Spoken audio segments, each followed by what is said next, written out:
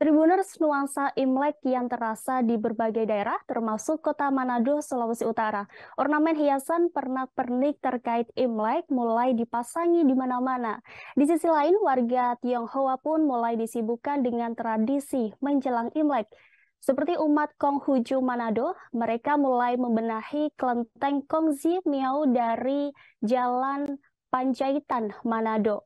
Selain berbenah dan bersih-bersih, ada tradisi yang terus berjalan saat menyambut Imlek. Nah, Tribuners, seperti apa nih detail dari tradisi cuci arca ini? Rima sudah terhubung dengan rekan Fernando Lumowa dari Tribun Manado. Silakan rekan Fernando. Baik, terima kasih rekan Rima. Tribuners, kami laporkan kepada Anda dari Manado, Sulawesi Utara. Suasana dan nuansa menyambut Imlek di kota Manado saat ini begitu terasa karena memang di mana-mana itu ornamen, pernak-pernik dan hiasan yang didominasi oleh lampion itu dipasang di mana-mana.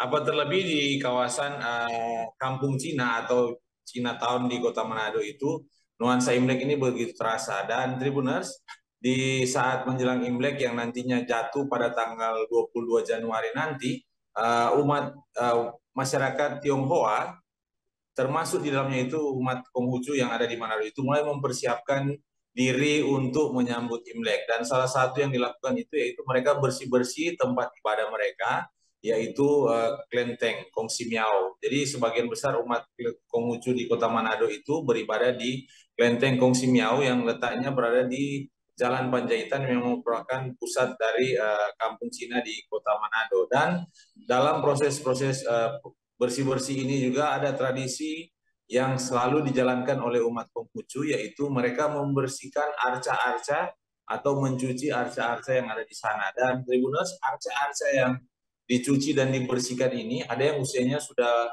puluhan tahun, dan dari informasi yang kami peroleh itu ada yang usianya hampir 1 abad, bahkan lebih tua dari kelenteng Kongsi Miao itu sendiri. Dan kelenteng Kongsi Miao ini sendiri berdiri baru pada tahun 70-an.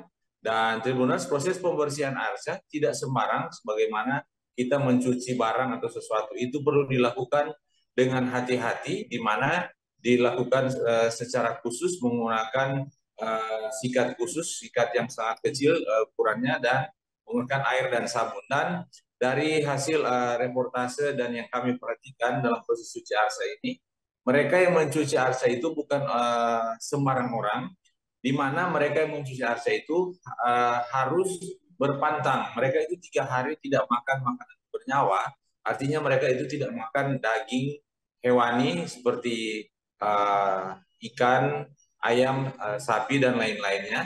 Mereka selama 3 hari sebelum pencucian arca itu mereka hanya makan sayur-sayuran dan nasi dan air putih. Selain itu juga mereka dituntut untuk harus berdoa dalam beberapa waktu tertentu. Dan pada saat melakukan pencucian arca itu mereka harus menggunakan pakaian khusus yang bernuansa serba putih.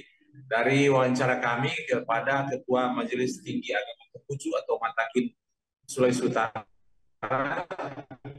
Jausen Pon Riano Bagi, mengatakan bahwa proses pencucian arca nilai filosofi bahwa dengan mencuci arca